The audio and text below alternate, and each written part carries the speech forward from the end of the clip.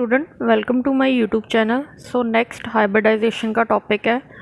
हम वो हाइब्रिडाइजेशन पढ़ेंगे जिनमें sp के साथ d ऑर्बिटल्स भी इन्वॉल्व हों। तो एज वी नो, हमने s ऑर्बिटल कंसिडर कर लिया हाइब्रिडाइजेशन में, p ऑर्बिटल कंसिडर कर लिया। अब हम कंसिडर करेंगे d ऑर्बिटल्स। तो d 5 होते हैं। तो पहले sp3 तक हमने पढ़ा, जिनमें 4 बॉन्ड पेयर फॉर्म हो रहे थे, 4 हाइब्रिड ऑर्बिटल्स बन रहे थे। अब हम पहले 1d कंसिडर करेंगे, एक d। तो अगर एक d इन्वॉल्व हो रहा है तो क्या हाइब्रिडाइजेशन होगी? sp3d। तो काउंट करते हैं कितने, 1 + 3 + 1 5। तो 5 वैलेंस इलेक्ट्रॉन होते हैं। ये पहले एक s 3 p और एक d इन्वॉल्व होके 5 हाइब्रिड ऑर्बिटल फॉर्म करेंगे। तो ये 5 हाइब्रिड ऑर्बिटल हो गए, 1 2 3 4 5। इसमें एक s होगा, 3 p होंगे और एक d होगा। तो टोटल 5 हैं। तो हम सेंट्रल एटम वो कंसिडर करेंगे जिनमें 5 बॉन्ड बनाने की कैपेसिटी हो। तो नाइट्रोजन फैमिली की वैलेंसी जनरली 3 होती हैं, बट उसका जो नेक्स्ट फैमिली मेम्बर है फॉस्फोरस, उसकी कैपेसिटी होती है 5 बॉन्ड बनाने की। तो फॉस्फोरस कंसिडर करेंगे। जो फॉस्फोरस होता है, फॉस्फोरस की electronic configuration is 3s2 3p3।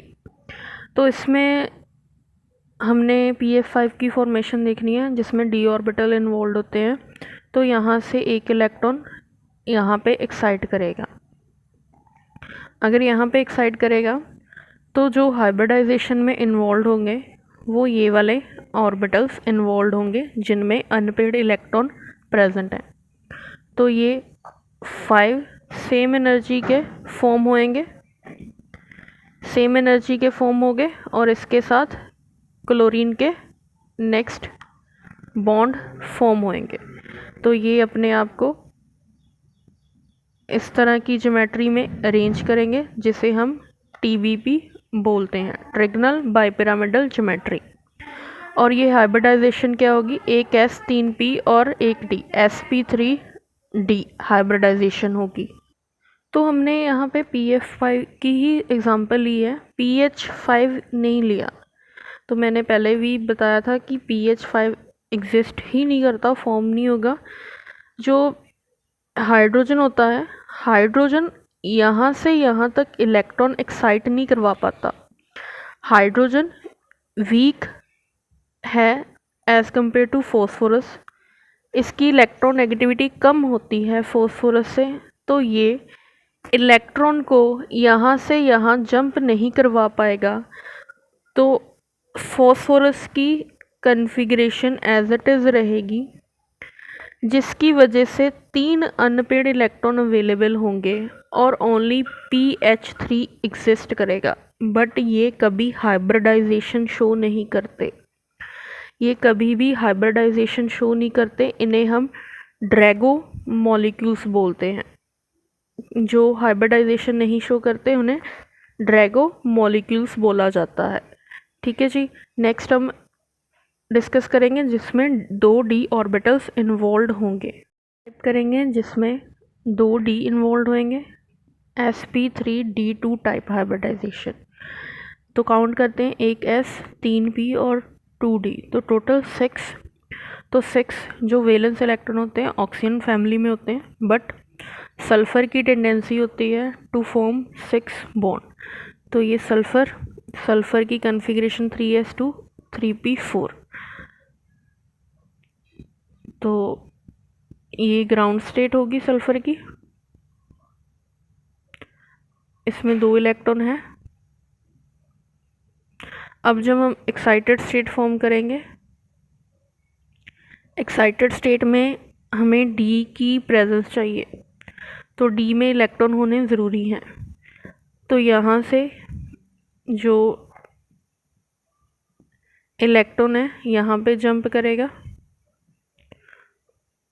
और यहाँ से इलेक्ट्रॉन यहाँ पे दिस ऑर्बिटल में, इसमें। तो टोटल कितने हो गए? 1 3 ये 2 ये, sp3d2 हाइब्रिडाइजेशन। तो ये हाइब्रिड ऑर्बिटल फॉर्म होंगे, हाइब्रिड ऑर्बिटल फॉर्म हो गए 6। तो इससे नेक्स्ट फ्लोरीन SF6 टाइप का मॉलिक्यूल बनाएगा। तो यहाँ पे फ्लोरीन आके अटैच होंगे तो ज्योमेट्री कुछ ऑक्टाहेड्रल टाइप बनेगी। सो नेक्स्ट इज जिनमें D3 इन्वॉल्व होते हैं। हमने वेस्पर थ्योरी में भी IF7 की एग्जांपल की थी, तो यहाँ भी वही कंसिडर करेंगे। तो next one is sp3d3 hybridization. sp3d3 hybridization में 3d ऑर्बिटल्स इन्वॉल्व होंगे, तो टोटल 7। तो 7 वैलेंस इलेक्ट्रॉन होते हैं हैलोजन फैमिली में, but in halogen family only 7 electron available. जो बॉन्ड बनाएगा आयोडीन ही बनाएगा 7 बॉन्ड्स। तो आयोडीन की जो कन्फिग्रेशन होती है दैट इज 5s2 5p5। तो इसमें 5d वेकेंट होते हैं, तो इलेक्ट्रॉन एक्साइट करते हैं। यहाँ पे 5d वेकेंट होता है, यहाँ से एक इलेक्ट्रॉन जाएगा, यहाँ से और यहाँ से। तो ये टोटल 7 हाइब्रिड ऑर्बिटल फॉर्म होंगे। तो आयोडीन की जो ज्योमेट्री है कुछ पेंटागोनल बाइपिरामिडल टाइप फॉर्म होएगी। ये 5 हो गए, ये 6 और 7, दिस काइंड ऑफ ज्योमेट्री जिसे हम PBP बोलते हैं, पेंटागोनल बाइपिरामिडल। नेक्स्ट हम डिस्कस करेंगे एक्सेप्शनल कुछ different hybridization of carbon molecule. Carbon molecule से हम एल्कीन और एल्काइन डिस्कस करेंगे। तो सिमिलर ले लेते हैं इथेन, इथीन और इथाइन। तो ये हम जब ऑर्गेनिक केमिस्ट्री करेंगे तो उनमें आता है हाइब्रिडाइजेशन फाइंड करनी कार्बन की। तो कैसे फाइंड कर सकते हैं, यहाँ पे मैं लिख रही हूँ sppd5 होते हैं, ठीक है जी। अब हम डिपेंड करता है सिग्मा बॉन्ड कितने हैं, उस बेसिस पे हम हाइब्रिडाइजेशन फाइंड कर सकते हैं कार्बन की। तो हाइड्रोजन के सिंगल बॉन्ड होंगे, कार्बन का भी सिंगल बॉन्ड होएगा, तो इसे 1 मान लेते हैं, इसे 2। तो ये कार्बन है, इसका ये 1 सिग्मा बॉन्ड, 2 3 4। तो अगर 4 सिग्मा बॉन्ड है, 1 2 3 4, तो sp3 hybridization. Again for this carbon जो इसके भी 4 सिग्मा बॉन्ड फॉर्म है, 1 2 3 4। तो अगर 4 सिग्मा बॉन्ड है तो इसकी भी हाइब्रिडाइजेशन sp3, दोनों sp3 हाइब्रिडाइजेशन में इन्वॉल्व है। तो कैसे देखते हैं, हमने बोला ये sp3 हाइब्रिडाइजेशन में और ये sp3 हाइब्रिडाइजेशन में है। तो ये कार्बन है, अगर sp3 हाइब्रिडाइजेशन होगी तो कुछ इसका टेट्राहेड्रल स्ट्रक्चर ऐसे बनेंगे hybrid orbital like this. Similarly इसके, तो ये इसका हाइब्रिड ऑर्बिटल इसके साथ ओवरलैप हो रहा है, ये लोब्स होगी नेगेटिव। और ये तो कार्बन और कार्बन के बीच में बॉन्ड फॉर्म हो गया, क्योंकि हमने देखा था अगर कार्बन sp3 हाइब्रिडाइज था तो उसकी ज्योमेट्री जो थी टेट्राहेड्रल शेप लाइक आ रही थी। तो यहाँ पे मैंने ऐसे ही बनाया है, हॉरिजॉन्टली फॉर्म किया है। तो हाइड्रोजन की 1s, यहाँ पे हाइड्रोजन का 1s यहाँ पे, और 3 हाइड्रोजन यहाँ, सिमिलरली इधर भी 3 हाइड्रोजन। तो ऐसे हम ये इसकी sp3 हाइब्रिडाइजेशन की स्ट्रक्चर होती हैं, जिनमें सभी s और p ऑर्बिटल्स लाइक 2s और 2p इन्वॉल्व होते हैं हाइब्रिडाइजेशन में। नेक्स्ट केस डिस्कस करते हैं CH2 double bond CH2 ethene का के केस में। इथीन के केस में कार्बन के बीच में डबल बॉन्ड, हाइड्रोजन। तो जो एक डबल बॉन्ड होता है, डबल बॉन्ड में एक सिग्मा और एक पाई। तो हाइब्रिडाइजेशन में सिर्फ सिग्मा बॉन्ड ही फॉर्म होते हैं। तो कितने सिग्मा है, 1 2 3। अगर 3 सिग्मा है तो हाइब्रिडाइजेशन क्या होगी, sp2, ठीक है जी। हाइब्रिडाइजेशन होगी sp2। Similarly for this carbon sp2, अगर sp2 है मतलब p का एक ऑर्बिटल हाइब्रिडाइजेशन में इन्वॉल्व नहीं हो रहा, तो पहले तो pz ओवरलैप करेगा, फिर py, फिर px। अगर एक p का ऑर्बिटल इन्वॉल्व नहीं हो रहा, दैट मीन जो px है वो हाइब्रिडाइजेशन में इन्वॉल्व नहीं हो रहा। हाइब्रिडाइजेशन में अगर इन्वॉल्व नहीं हो रहा तो उसे हम बोलेंगे अनहाइब्रिडाइज्ड ऑर्बिटल। तो जो अनहाइब्रिडाइज्ड ऑर्बिटल होगा वो पाई बॉन्ड फॉर्म करेगा। अगर इसकी sp2 हाइब्रिडाइजेशन है तो स्ट्रक्चर कुछ इस तरह का फॉर्म होएगा, 4sp2 हाइब्रिडाइजेशन।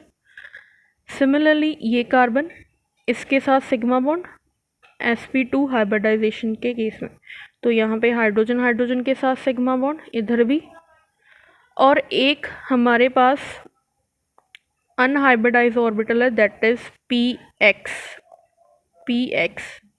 तो ये है px जो अनहाइब्रिडाइज है, इसमें भी एक इलेक्ट्रॉन है, इसमें भी एक इलेक्ट्रॉन है, दोनों में दो कार्बन डिस्कस कर रहे हैं ना, एक इसका इलेक्ट्रॉन हो गया, एक इसका इस वाले कार्बन का हो गया। तो ये आपस में जो बॉन्ड फॉर्म करते हैं उसे हम बोलते हैं पाई बॉन्ड। दैट्स वाई इसके केस में एक पाई बॉन्ड होता है और एक सिग्मा इन डबल बॉन्ड। ठीक है जी, नेक्स्ट डिस्कस करेंगे for ethyne. Of ethyne, carbon carbon का ट्रिपल बॉन्ड होता है, तो इसे एक्सपेंड करके लिखते हैं दिस वन। ट्रिपल बॉन्ड में एक सिग्मा, दो पाई होते हैं। ठीक है, अगर दो पाई हैं तो एक सिग्मा, एक ये वाला सिग्मा। सिमिलरली इसका एक सिग्मा, एक ये सिग्मा, तो दो सिग्मा हो गए, दोनों sp हाइब्रिडाइज्ड है। अगर sp हाइब्रिडाइज्ड हैं तो कैसी ज्योमेट्री होती है, कुछ लीनियर टाइप ऐसे। ये कार्बन हो गया, सिमिलरली ये एक कार्बन इसके साथ ओवरलैप करके सिग्मा बॉन्ड फॉर्म करेगा, तो जो हाइड्रोजन है वो अनदर सिग्मा फॉर्म करेगा। अभी जो अनहाइब्रिडाइज्ड बचे हैं, ओनली एक इन्वॉल्व हुआ है p, ओनली एक, दैट इज pz। अभी px, ये px इसका, और इसका ये py, इसका px और इसका ये py। ठीक है, थोड़ा अच्छे से बनाते हैं इसको। तो ये कार्बन, इसका x और इसका ये y, इसका x, ये y, जो अनहाइब्रिडाइज्ड ऑर्बिटल्स हैं।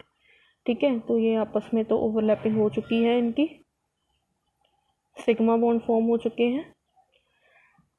तो x में भी एक इलेक्ट्रॉन है एक कार्बन के, इसके भी x में, इसके y में, और इसका y में एक इलेक्ट्रॉन। तो जो ये इसके साथ ओवरलैप करेगा, इसके साथ इंटरेक्शन शो करेगा, तो इस टाइप का जो बॉन्ड होगा वो पाई बॉन्ड। x x के साथ करेगा px px, ये py py, तो टू पाई बॉन्ड फॉर्म होंगे। ये थे exceptional cases of hybridization of carbon compounds. ये जनरली हमें ऑर्गेनिक में यूज़ होएगा, how to find hybridization of carbon compounds. तो हमें एक कंपाउंड दे दिया जाएगा, उसमें हर एक कार्बन की हाइब्रिडाइजेशन फाइंड करनी होती है। तो अगर डबल बॉन्ड है, ट्रिपल बॉन्ड है और सिंगल बॉन्ड है, सिंगल बॉन्ड तो हाइब्रिडाइजेशन में सिग्मा बॉन्ड कंसिडर करते हैं, तो उन्हें हम हाइब्रिडाइजेशन में कंसिडर करेंगे। अगर डबल बॉन्ड आता है, डबल बॉन्ड में एक सिग्मा एक पाई होता है, ट्रिपल बॉन्ड में दो पाई और एक सिग्मा होता है। तो इसके साथ हमारा हाइब्रिडाइजेशन का टॉपिक ख़त्म हो गया। नेक्स्ट हम डिस्कस करेंगे molecular orbital theory. Thank you for watching.